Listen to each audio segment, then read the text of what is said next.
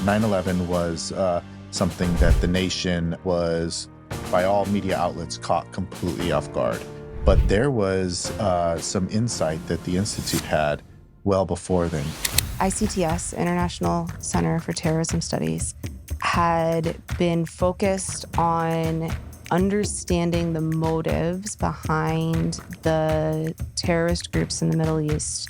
Professor Alexander and Mike Swetnam co-wrote a book together that was on the streets the summer of 2001. Almost immediately, that afternoon and the next day, they were called to be on the news, the public news, about how did you know that this was going to happen? Obviously, they didn't know that it was going to happen, but they had predicted that technology was going to be used against the United States from people that had the motives and the opportunity to do so. There are many more times that I could go and talk about where we were ahead of our time in predicting those types of hopefully unlikely events that you would like to see never happen again here in the United States. Dr. Buss, thanks a bunch for joining us here on Microjourneys. Pleasure to have you on here. It's a long-time friendship and a long-time working relationship. So thanks for having me. I love this. Well, I was joking with you earlier, and I have to share a story that I think was one of the moments that really brought us together here. One of the first times that we actually went out to dinner, it was about maybe 8-10 years ago, something like that. And you had recommended going to grab some good Thai food. And I was extremely excited. We sit down, and the hostess comes over and says, "What would you guys like to eat?" And we both order our dishes, and the question comes to me and it was, well, what level of spice would you like on this? And you correct me. And I had gone with medium, for the record. Yeah. Like, normal. And so with all of my arrogance, I decide to say, I want it as hot as possible. Not thinking that Thai food was a lot different than our California Mexican food. And correct me if I'm wrong, I was sweating bullets. The waitress even double-checked with you. You're sure? And you're like, yeah, absolutely. I think at one moment, my face actually turned red halfway through. You were tomato, and you were dripping sweat. It was summer, which was adding to the effect. It was beautiful. Yeah, well, I felt really bad for you, but it was beautiful. But it was that moment where I realized that, you know what? We have a good friendship, a good working relationship. If you can see me at my worst, then there's a long history of stuff that we can work through. So that was exciting. But it is a core memory. Yeah. So thanks for that. But enough about me, Jen. This is about you. We want to hear about your story and your journey. So you've been very influential in the science and technology community for a number of years. And I'm very curious, where did that passion come from? Where did it all get started? Yeah. So thanks for having me. I'm excited to be here. I had a couple of internships at undergrad, and I went straight into graduate school at University of Maryland to get my PhD in biochem, which I never use, recovering academic. But during that time, I really wanted to be in a place that I could help the government make informed decisions.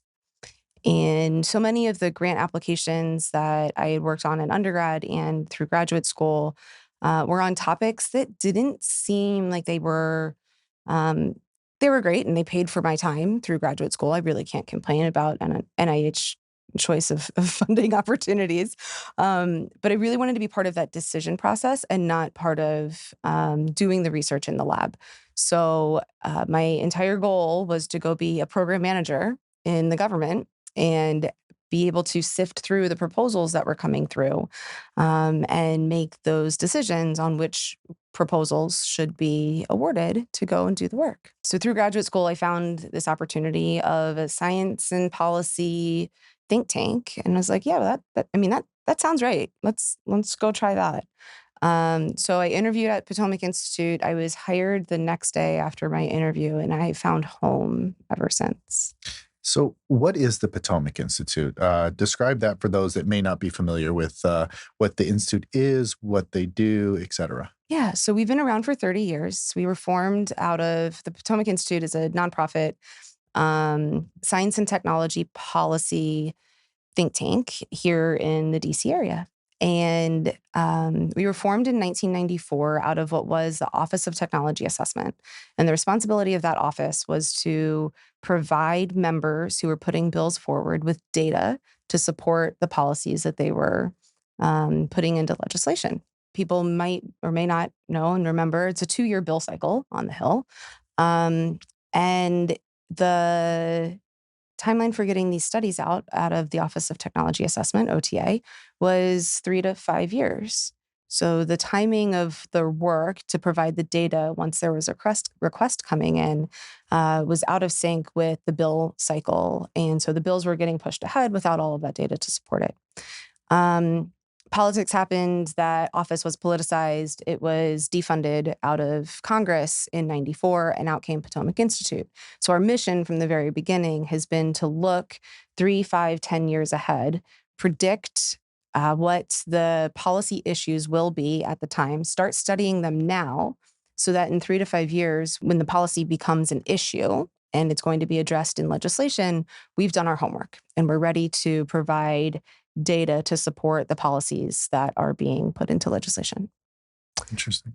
What's the size of the Potomac Institute right now? I know that there's quite a, spectrum of expertise that supports this. Everything from your senior advisors to the people that support your studies.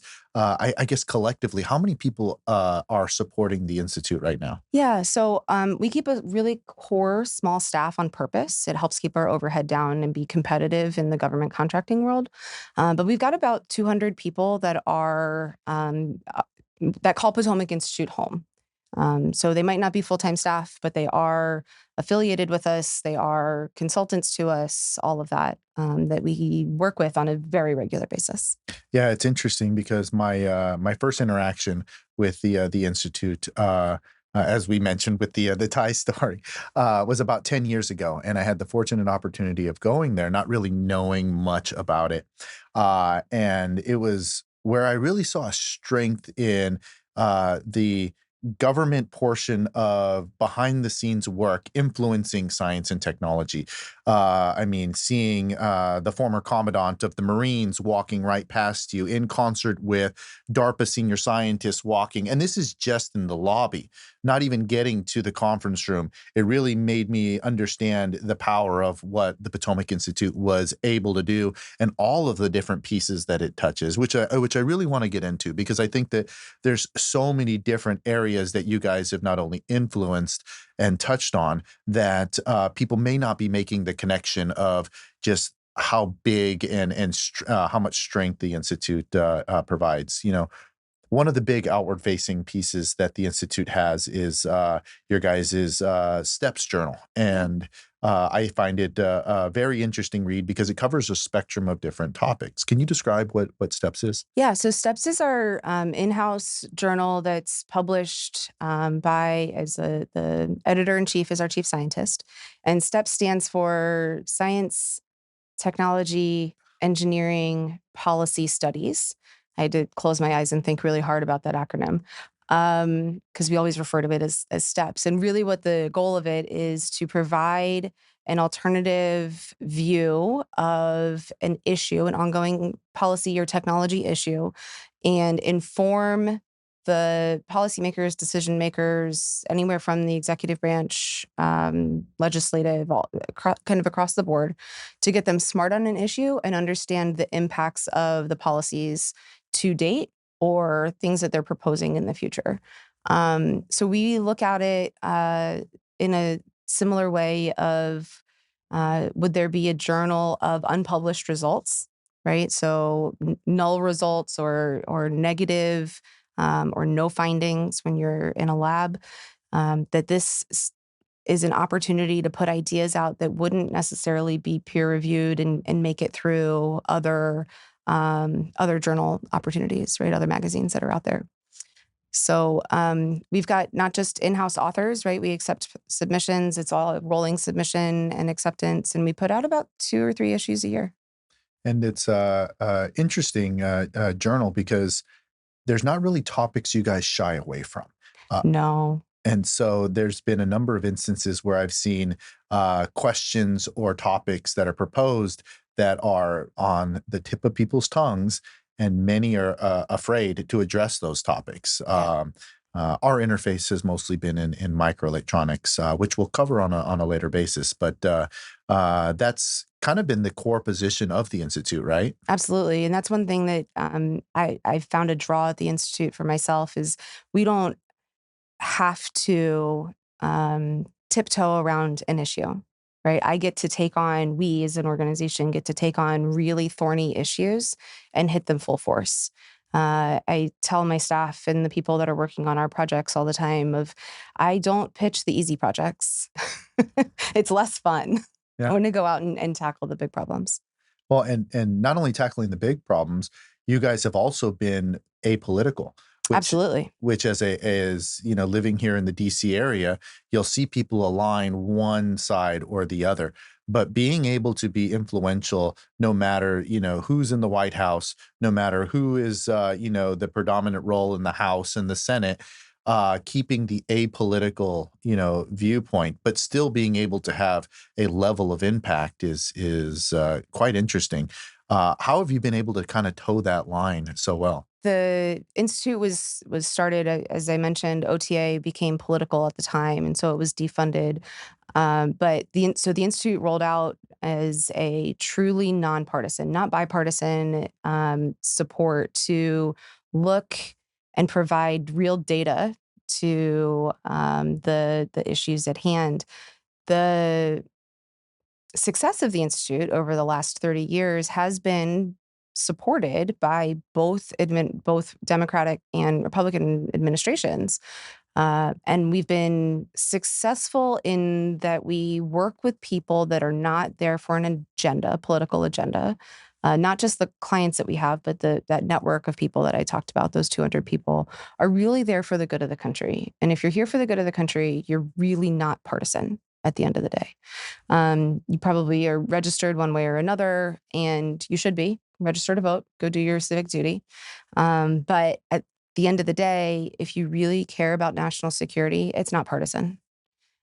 So when you get to the heart of the issues, it's really easy to cut through the partisan divide and get something done. So, with all of this, kind of big picture related stuff, we're talking about being apolitical, the Institute publishing things in the Steps Journal and having kind of a widespread of things. How was it that you were able to go from, getting your PhD at the University of Maryland, I believe, if I remember correctly, starting out as a researcher, and then working your way up through the institute as vice president, then ultimately now as CEO. How was that progression? And just kind of describe the lessons learned and what got you there. Yeah. Before I answer that, I'm going to take a half a step back and explain another facet that I didn't mention about the Institute, but it played a huge role in my ability to grow my career through the Institute. One of the other kind of differentiating factors is that we focus on science and technology policy at the intersection of business and government. And the importance there is that the policies that are good for business here in the United States need to also be good for the federal government.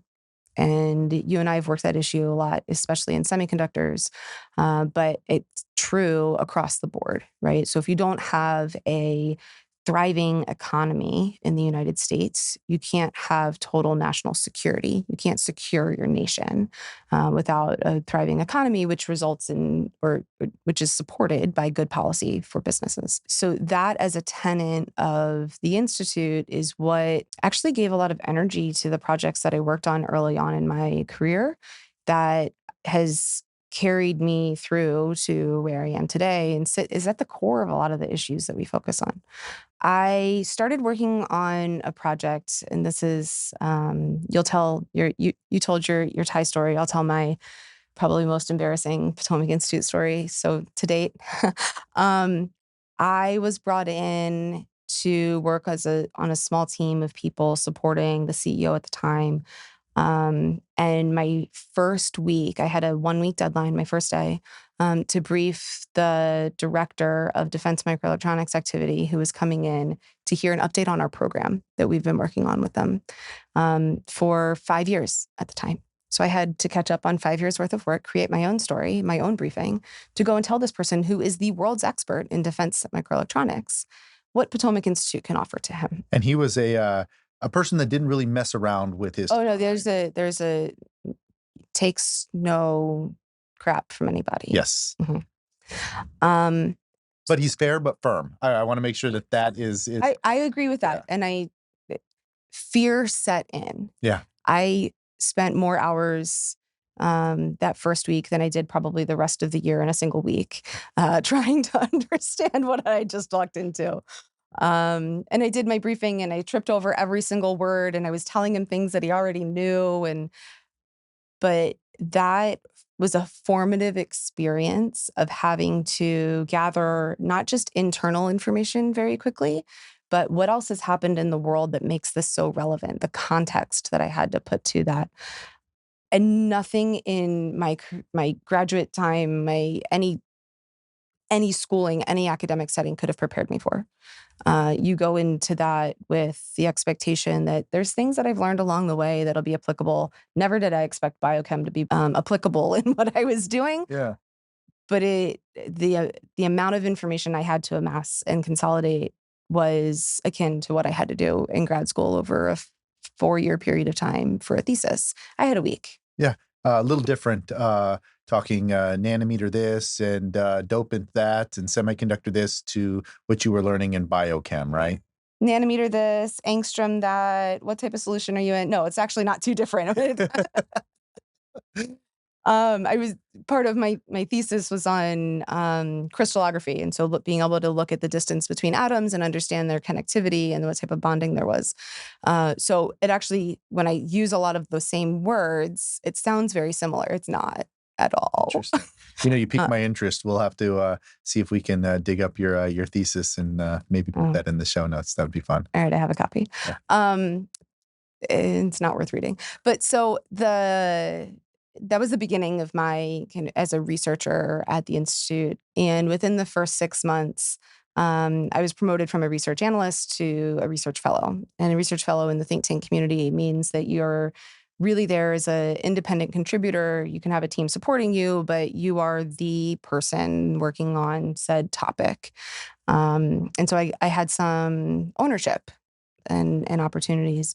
And a lot of that work that we were doing on semiconductors was looking at where else in the commercial ecosystem there were opportunities for engagement, either from other companies or innovation from the research and development side, R&D.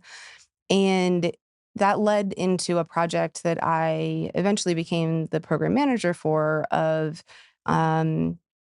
it was the innovation outreach, right? So where do we go find innovation in the ecosystem? And at the time, Silicon Valley was the place. It has since grown across the nation, as many people know. So we were bringing together venture capitalists that had an idea of the deal flow, of what type of companies were being funded and developed and how might they apply to the national security ecosystem. Um, it's kind of hard to believe now, but looking back at the 2013-14 timeline, there was a lot of pushback from Congress on that program because they were worried that there was additional insight being provided to these venture capitalists who would then go turn around and create a company that would be able to respond in time to a government solicitation. Interesting. It was a misunderstanding on many levels, but the institute was able to get involved and help sort through a lot of those policy issues, help them facilitate the some of the streamlining that you've seen today that came into AFWorks of being able to do one-day contracts, to work with these really small companies and get them into major defense programs. Interesting. So I ran that program for a few years. There were two PMs before me that I learned so much from. And then I was overzealous. Uh, surprise. Yeah, right. And we were having trouble executing a program for a really difficult client. And I looked at the leadership. I said, "Put me in, coach." And they looked at me. They're like, "You are not ready to run this program." And I said, "You're right. I'm probably not. But you know what? Who else you got is going to go do it?" And they looked around and they said, "Guess you need a mentor." And so we divided that program into 3 sections, and I was overseeing each of the 3 people that were working on their individual sections. So we were able to chunk it in a way that made it a learning experience and manageable for me, giving other people learning experiences, and getting to good with the client, which was really what mattered at the end of the day. And so that continued on for a few years within a couple other iterations. So at this time, I don't exactly remember the year, but now I've gone from being this independent contributor as a research fellow to building out a portfolio of projects and being able to win the follow-on work with those clients. And so then I'm on this. It's like this divergence at that point of you go and you continue to be an independent contributor. Somebody comes and pays kind of just for you to go do that work, or you start to build out your team and you're creating a portfolio of things that you are managing and bringing in additional business to go and do. And so I found myself in this business development role, which I had never anticipated. Like, I don't consider myself a salesperson even to this day. Yeah, but you're a people's person, so that connection makes sense. It does. I just never would have, if somebody had told me, that you're going to go be a salesperson one day, and had laughed in their face. Yeah. Maybe you should sell shoes, but so from there, the leadership at the time said, "Okay, well, since you've proven that you can go in and continue get follow on work, now we're going to make it required for your job." And that's where the vice president position, I walked into the shoes of having the responsibility of bringing in half of the portfolio at the Institute and managing that. And so over time, as organizations and people change over and things happen, I found myself as the only person bringing in new business. Mhm. Um, and found myself with the vision for the organization and working really closely with the CEO at the time. Um, and then one day I'm now sitting as CEO. So the board, our board of directors has been wonderful in supporting me through all of the turn and churn and through COVID and all of the changes. Um, the CEO, Mike Swetnam, who was a founder of the Institute, passed away at the early days of COVID. So I was, served a platter and said, "Ready, set, go serve." Yeah. And here we are. And it's been an amazing, wonderful, challenging experience every single day. And it's been interesting because that growth in portfolio continues to this day. One of the ones that I found really intriguing was some of the work that you described to me about NASA and the stuff that you were able to influence in that space. Why don't you describe that a little bit? Yeah. I'm going to continue with where I was on that Yeah. career growth. No, but and bring in NASA. So that's a great point. Um, I was at a conference for that innovation outreach program that I was running. And it was actually, even though it was funded by defense, we worked a program for NASA to go help them find some really innovative technology that ended up on ISS Oh, over the years, which is interesting. pretty cool. Um, International Space Station, by the oh, way. Yes. thanks. Yeah. Sorry. I forget. I speak in acronyms and I forget to slow down sometimes. Yeah. So I was down and I was talking to a lot of people in the human performance offices at Johnson Space Center in Houston. And I came back and I was out briefing the work that we had done and some of the technology that the PMs there were looking for, the program managers were looking for. And I kind of haphazardly said to my leadership team of, "Yeah, and I was talking to these people and they were really interested in what we were doing. So I described Potomac Institute. I've got a follow-up call with them." They were looking for some kind of data-driven support for some of the frameworks that they're talking about for astronaut healthcare. I wasn't thinking anything of it. And they went, "You what?" And I was like, oh, and this was that moment, that pivotal moment of them realizing that I'm not just executing on the projects and continuing to build the follow-on work, that I'm being an ambassador of the Institute. And I was going and looking for additional opportunities to continue work. And to me, it was just second nature. As you said, I'm a people person. Like, I'm going to go talk to people and we're going to have conversations. So the work that we started, it was 2016 by the time we got on contract, just to put things in timeline perspective, was looking at the pharmaceutical capabilities that could be brought on a 3-year mission to Mars. What can you take with you that you don't have to package now, but you could be making it along the way?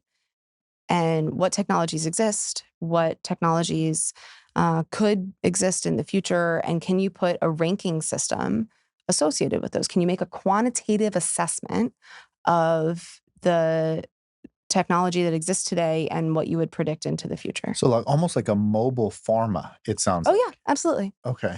And so we started down this path. I don't remember how many, it was a week's timeline that they gave us to do this work. And again, my leadership was like, okay, so we see that you went out and got some new business, but how much are they paying you for how much work?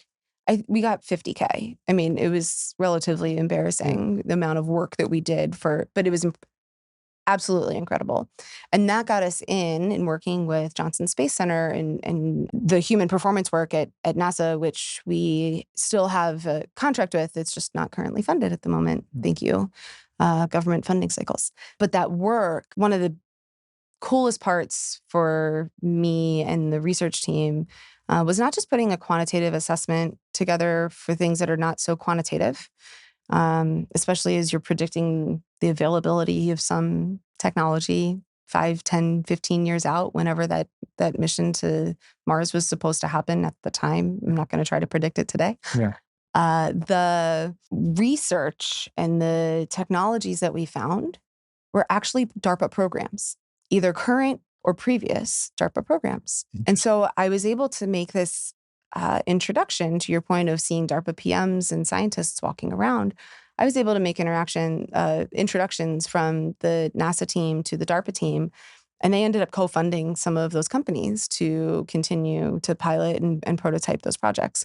But they never would have connected. So our government, as much as we work we collective government work on projects that are so vital, not just for spaceflight, not just for military use, but have a real true civilian population application, they don't know each other. They're Right? very siloed. They're very siloed. And some are actually much more tight knit than I expected. But I have a similar story with the Innovation Outreach Program, doing work for the Navy and Army people saying, oh, no, we have a solution. And we gathered all of these people, 300 people for a 2-day event to find the right tech and have these companies come in and present.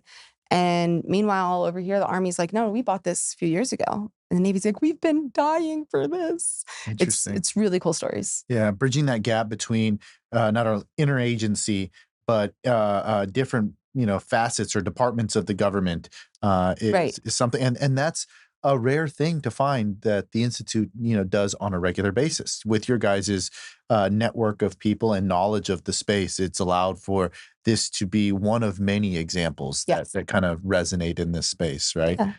So it's, speaking about an understanding of, the space, one of the areas that you guys have been very influential on is geopolitics and understanding, how the world is looking and the such. And uh, there have been many times that you guys have been way ahead of not only the thought process, but actual events that have happened. Can you describe some of the different times where the Institute has been ahead of its time? How many times? How much time do we have? So a couple of key things that I want to start with before I dig into those examples. The first is that we are not a foreign policy think tank. We are not really focused on geopolitical events. At the heart of Potomac Institute is we are a science and technology policy think tank at the intersection of business and government.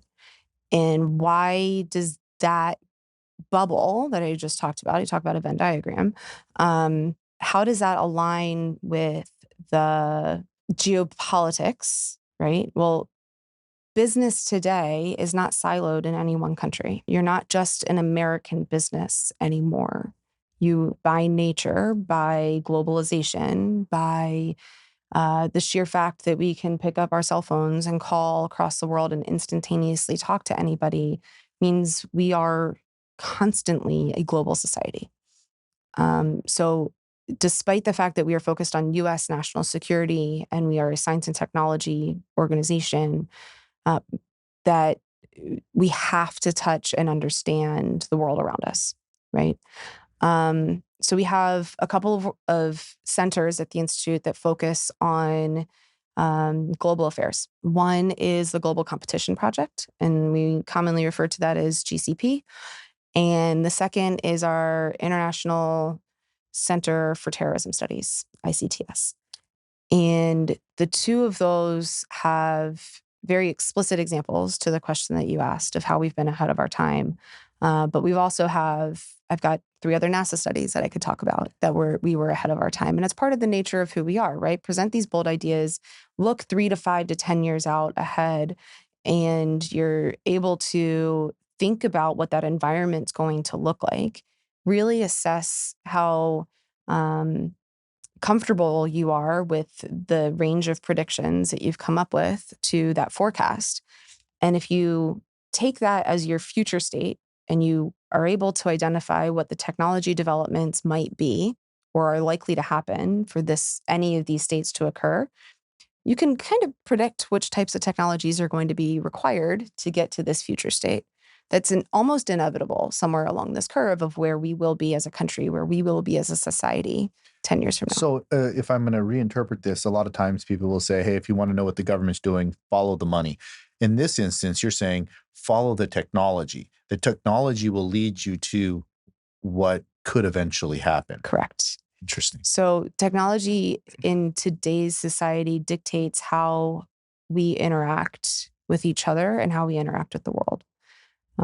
It's not so much of the nature of people individually, which I can get into the whole neuroscience aspect of that. I'm not going to, but that's been a really key point in the work that we do at the Institute. Is you follow where that technology is going, you understand how people are using that technology, and that will give you a different lens to look about for the future. Not saying it's always right. I mean, nothing's always right. So it's a different picture that you can then overlay other perspectives onto. So, in this predictive space, you guys were ahead of your time for one particular event that jumps out to in my head. Um, 9/11. 9/11 was something that the nation was, by all media outlets, caught completely off guard. But there was some insight that the institute had well before then. Can you describe that a little bit? Yeah, absolutely. So, ICTS, International Center for Terrorism Studies, had been focused on understanding the motives behind the terrorist groups in the Middle East. Um, and that work had started with Professor Alexander, um, probably 30 years before that time. And he and Professor Alexander and Mike Sputnam, the CEO of Potomac Institute, co-wrote a book together that was on the streets the summer of 2001. And almost immediately that afternoon and the next day, they were called to be on the news, the public news, about how did you know that this was going to happen? Obviously, they didn't know that it was going to happen, but they had predicted that technology was going to be used against the United States from people that had the motives and the opportunity to do so. That their underground silent networks had been inside the US and there was all of this evidence to support everything that happened on 9/11 prior to it happening and uncovering all of the details in the months to come. So, yes, there are many more times that I could go and talk about where we were ahead of our time in predicting those types of hopefully unlikely events that you would like to see never happen again here in the United States. Yeah, and for those that are listening, we'll make sure to put the hyperlink for the book Absolutely. in the show notes.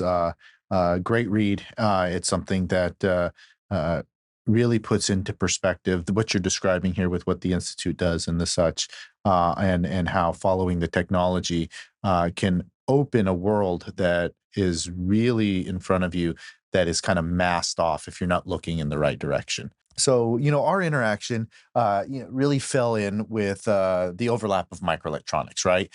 We did a number of different things that covered a gamut of items, everything from the diminishing supply of electronic components, hence the relationship with the MEA, and overall microelectronic sustainment.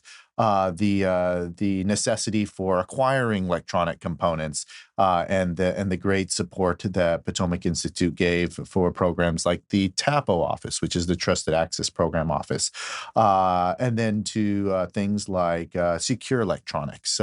But that one bridged well beyond just a relationship with DMEA. That one bridged into work that happened at DARPA, that happened at IARPA, supporting OSD R&E, which is the Office of Secretary of Defense for Research and Engineering, OSD ANS. I mean, I can go through the litany of different offices. Department of Energy outside of defense completely. Yeah, and within that space, not only have you guys, made an impact historically, maintain relevance, but also in that predictive nature, help to describe some of the needs that the United States has for the future. So, what I'd like to kind of talk with you about a little bit here and understand is two parts. The first is the secure electronics realm. You guys are still not only helping to refine, but influence direction in that space, but also the necessity for acquisition and sustainment of electronic components. I'd love to get a snapshot of how the industries or how the institute is looking at that. Yeah. So a couple of things that I would um, start with is that something as technical as semiconductors is only for the institute to work on it is only possible by bringing in the right people to work on it.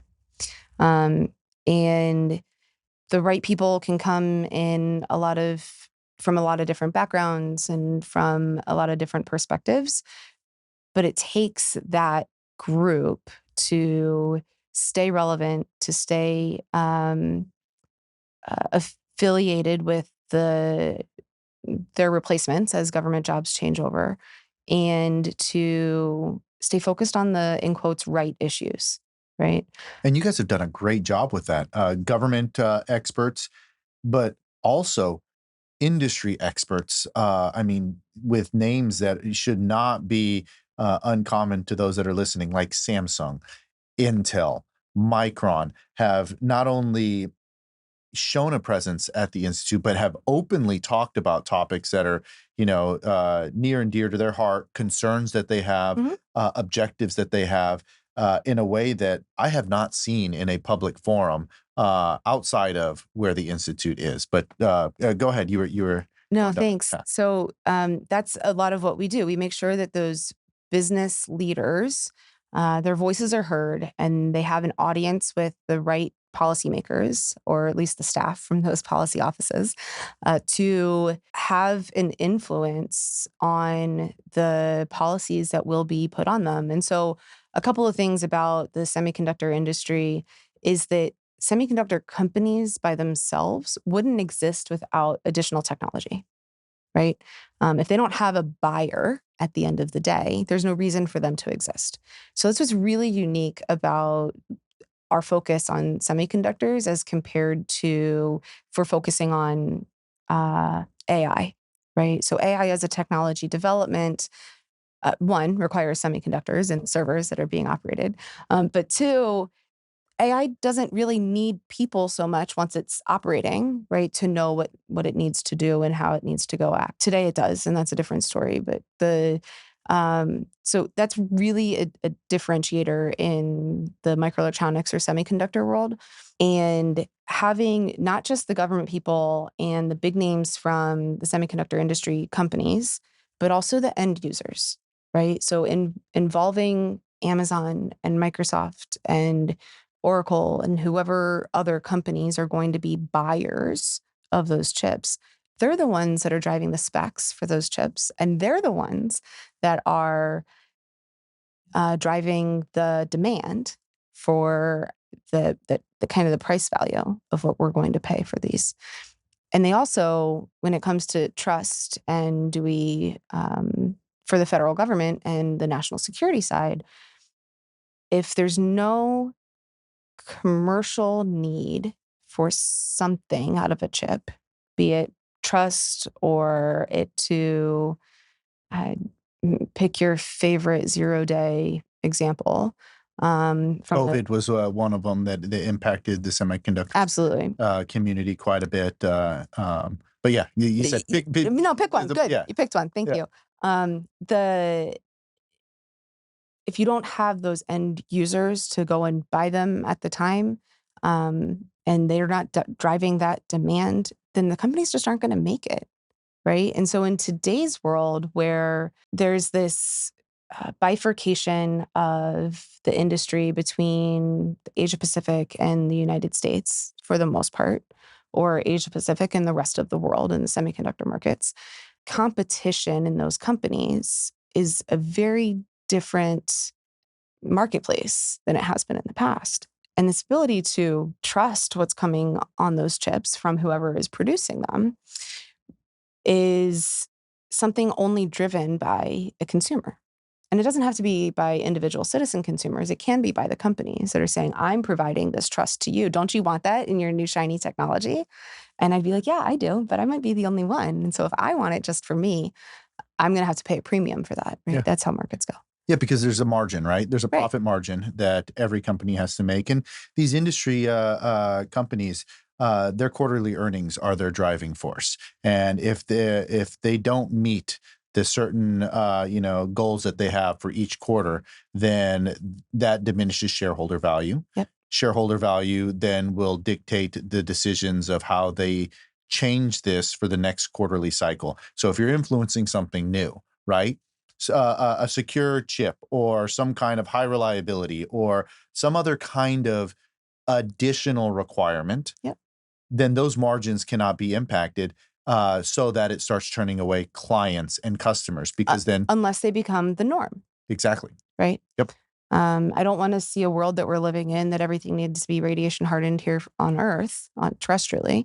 But should that become the day, then these companies would produce everything with the capability to prevent radiation from disrupting the ongoings of the chip. Yeah. So with regards to the secure electronics, right? There's been a ton of initiatives. I mean, we lived through a number of them with everything from trusted electronics that started out of the NSA, came over to DMEA through a variety of different inspections. One was the novation of a contract that ultimately moved a program over to DMEA. Then there was the initiatives that the last.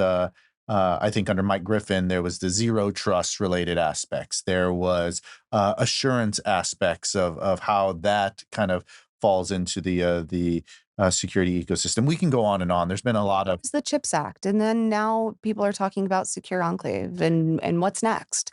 and so that's where my question's going to come in, right? There's a spectrum of ideas Mhm. that are good for conversational piece, and then there's the reality piece, like you were just describing. There's this shareholder value. How much is industry going to actually integrate in here so it doesn't change their margins and ultimately turn away, their consumers and the such, unless someone's willing to pay a premium? Where do you see the direction of industry going in this space, knowing that security is on the tip of the tongue for a lot of different people? yet they don't want to pay the premium. So there's a little bit of a gap at times. Yeah. And so I'm going to take it back to my original premise that national security is based on economic security, right? And so if the general consumer isn't going to demand security out of their chips, but the defense organizations and military systems should and will, um, it's probably time to look at things like critical infrastructure that you and I have talked about a lot, to understand what is the value or what's the risk of that critical infrastructure by not having reliable chips. And what is the risk to our banking infrastructure? And what is the risk to, right? Like you can start to name other industries that haven't had that trust requirement in the past. And so I start to see the embedded trust, if you will. I don't have a better term for it, the Gen Bus term. In Which those, might be adopted because I think they've ran out of describing ways of securing electronics. So maybe embedded trust is the I'll next one. take it. Yeah. By embedding trust at for everybody across the board, right?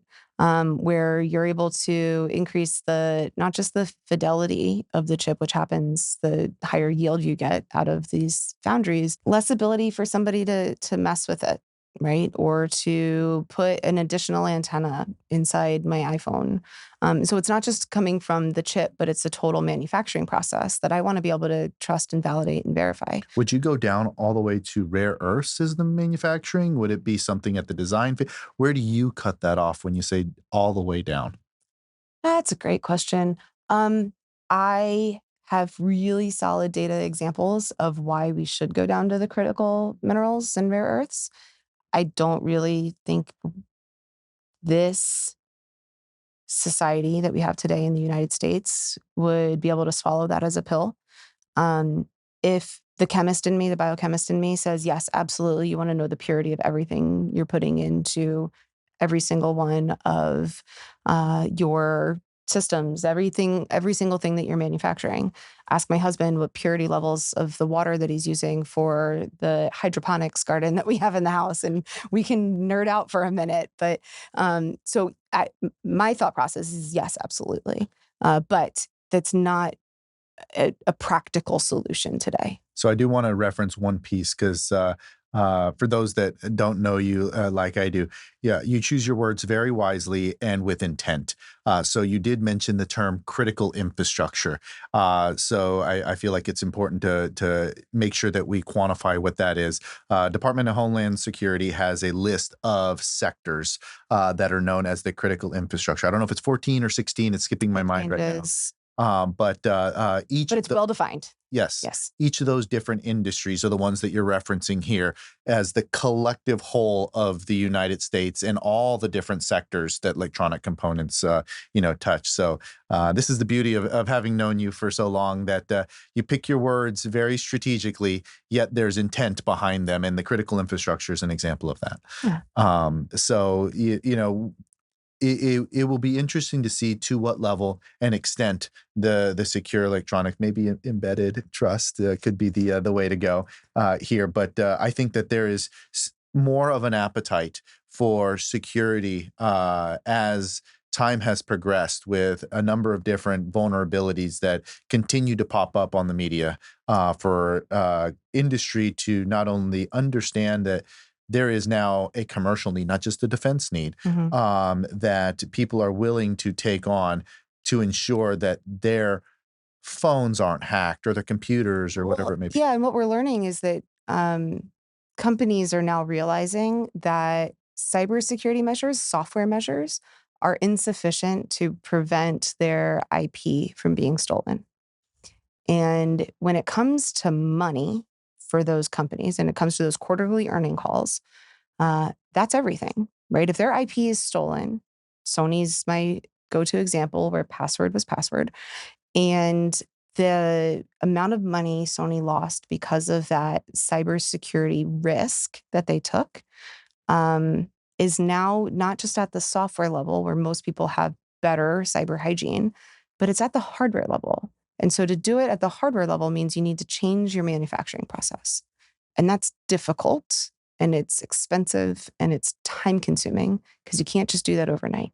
And it takes a lot of justification, going back to what you were saying with the Right. quarterly earnings. Well, you have to be willing to invest, right? 100%. I Yeah. mean, that's what it comes to. So continuing to follow the technology as the Potomac Institute for Policy Studies has done. One of the things that I'd love for you to comment on is the world right now has a landscape of either conflicts or tensions, right? You have the tensions between China and Taiwan. You have the conflicts that are going on with Ukraine. You have, Israel that is, continuing to, fight their battles and the such. And these are just a subset of examples that are happening across the world here. Give a little insight into how you guys are looking at today's, worldwide set of, things going on, and how the technology is helping you guys look for, your next prediction of 9/11 and the such. Dan always asks the heavy questions. Let's start with from a military perspective, where we spend a lot of our time, not only, but a lot of our time focused on national security military problems. They like to start the conversation with the threat. What's the threat? I'll get to the technology part, but the threat today is being able to have the American dream and have a democracy and a uh, source of truth that we can trust. Is our government functioning for us as citizens? Do we trust the information that we're hearing from our community, our peers? Um, are we being, um, is there a Gen AI out there somewhere that is making and looking and speaking like me? I promise I'm real. You can pinch me. But those are the threats that are emerging from today. And so what does the world look like when those things are happening? And if you can think about that world where you're kind of living in this virtual reality more than you are in the physical real life, um, then you can tie the entire value chain or supply chain back to the conversation we just had about semiconductors. And if you draw that picture, right, of this future state where everything is today, but everything really is on the internet and connected, and there's sensors everywhere and recorded history and nothing goes off camera, then when there's sensors in places that you can measure and quantitatively understand all of the different things. I mean, we would know the humidity in the room at any given point, and that would have had some impact on the way I was thinking about something. I don't know. I'm making this up. Um, but you draw that, bit by bit back on the backcasting of the technology, and you can really look at, well, who owns that technology today? Where is that being manufactured? And where does that then draw out the impact that that company, organization, person, country owns and will have then in the future? So if you do that and you use the examples that you just brought up, Asia Pacific, Ukraine and Russia, Israel, Iran, Gaza, all of those have really strong indicators to a financial backing that's not the United States. Interesting. And the amount of money and the flow of that technology from major powerhouses in the world today, China, um, is staggering when you look across every single sector, every single sector. So, Made in China 2025 was their plan 10 years ago to increase their in industry capacity. They started in the 90s. We fed into it in the 90s. We helped them. And we thought it was a great industrial policy move on the United States to go help out China. Um, at the time, it was absolutely in our best interest to go and do that. It has since backfired a Mhm. bit, and we no longer have a lot of the core capability that we've come to so heavily rely on China to provide. And the ties that China has had because of their ability to be a sole manufacturer of so many of these products and industry areas, critical minerals just being one of them, drones being a major one that's prevalent today in the Ukraine-Russia war, and purchasing of oil from where that is a financial contribution to those countries. Um, there's so many other facets, and I'll give you one more example. Education here in the United States, K through 12, public or private school, off to graduate school, and the university ecosystem. There is more Chinese money funding universities than people realize and recognize. It is not a mandatory reporting requirement. There are sources that those universities do report into, and so that data is publicly available when they have foreign money coming to the university, but it doesn't include all of the tuition that's paid for by all of the students that are sent. Um, and then you look at the private schools around the nation. There's examples of preschools that are mostly um, paid for or created in these tight knit communities by individuals. I'm not saying that all of it's nefarious, right? But you look at where there's adversarial capital versus foreign investment, and those two can be very different things. Well, and I'm starting to connect some of the dots here of what you're describing. You look at some of the test cases that come out on the news and the such. For example, the monitoring of communication via WeChat that the Chinese have, as one example. How they've segregated off what their community has from a TikTok perspective and what the United States has as a way to influence how just an overall mind capability is here in the United States. You're looking for that, the sugar high of, getting on your phone. I need something quick to look at, and you death scroll on your phone, right? You just sit there and you go, go, go. Where TikTok in China is extremely different. It's educational. It's something that It's is regulated. self growth. And now that regulation gives you a set of test cases that help to separate portions of the world. And that's just, That's the the tip social. of the iceberg. Exactly. So, I mean, my neurons are firing here as it relates to what you're describing. Following the technology really takes you down almost a pretty scary rabbit hole as you start seeing who the ones that are playing us like little marionettes from a financial institution perspective really have a hold. Across every single sector. They've played the long game from the beginning, right? But it's not, I've mentioned two, maybe three, if you want to parse it out that way. It's everywhere. And the fear that that future state, right? That threat is what is the next thing that I wouldn't say that we're looking to predict it. I wouldn't want to be so unfortunate. But what is that moment that we're going to look up and realize that that plane is hitting the tower today? Yeah. And it could even be a metaphorical.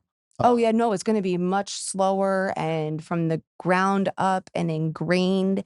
And then all of a sudden, something's going to snap. Interesting. And maybe it's not. Maybe we're just going to be slowly overcome by the weeds, right? Yeah, but And then we're just going to be strangled out. And maybe we'll be too dumb to realize it. and I'm not as ingrained in this thought process here, but the first thing that jumps out to me is some of the Asian culture teachings, like for example, death by a thousand cuts. Yep. And that's something that it doesn't kill you immediately, but over the course of time, it slowly Yep. will take over. This is why countries like China will have long-term plans, 100-year plans, which we as a Western society are thinking of what's my next, sugar high that I'm going to get, or how do I make a viral moment, that is what we are accustomed to. So it's the nearsighted piece, not the longevity piece. And that's systemic across a lot of the things that are budgetary cycles and the such. For example, we hear a lot of people, pontificating on how bad the workforce is diminishing here in the United States and the such. But what's the long-term plan? What's our 100-year plan? Wouldn't that be great? It would. So, So I brought that up. Just a side story. I was invited to dinner one night, and had the opportunity to talk about uh, China's long-term plan, and I brought it up to the table of people, a couple of 2 and 3-star generals there, a couple of other um, more senior to me in the think tank space of other think tanks here in the DC area. And I said, well, why doesn't the United States have a 10, 15, 20, 50, 100-year plan? I mean, I know the answer why, but like, shouldn't that be our goal, to do long-term strategic planning? And it silenced the table of, in order to do that, we'd have to have a dictatorship and this, that, and there's no way that I'm not talking practically, right? Like I, I asked a real question. Shouldn't that be our goal?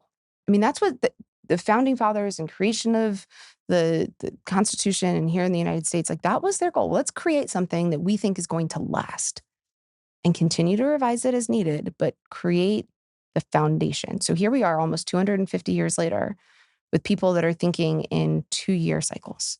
and When's that next election? and there's ways to do this with, you know, kind of that's obvious kind of goals. But I mean, things like eradicating homelessness, making sure that there's not one single person that does not have a roof over their head. That can be a 50-year goal, 20-year goal, 5-year goal, but it's a long-term plan. And that's something that is obvious to people, that we don't want people out on the street living underneath bridges, asking for some change. We want none of that. We want to get rid of the opioid crisis across the United States. And Fed by having China, by the way. Yeah, but I'm saying there's these long-term goals that are obvious. We just don't want them as a country, as a nation. So why not just plant our flag and say, look, this is what we want from a long-term perspective, and then work backwards. Yeah. And it would put us in a better position as a nation. It's a political, but example nonetheless. And I stay out of politics, but I use it because it's a great one to talk about. Immigration. It's not that people in the United States don't want immigrants here. It's that they just want it to be a legal process, right? Like that's a really easy, kind of obvious um, solution. And how do you speed up that process so you don't have people that want to be here in the United States, that want to be US citizens, that want to be US taxpayers, that want to be doing the good thing, the rest of us are here for, and make it legal, right? Or give them a pathway to show them how to make that possible. It's a long-term thing. It doesn't happen overnight, but set that as a goal.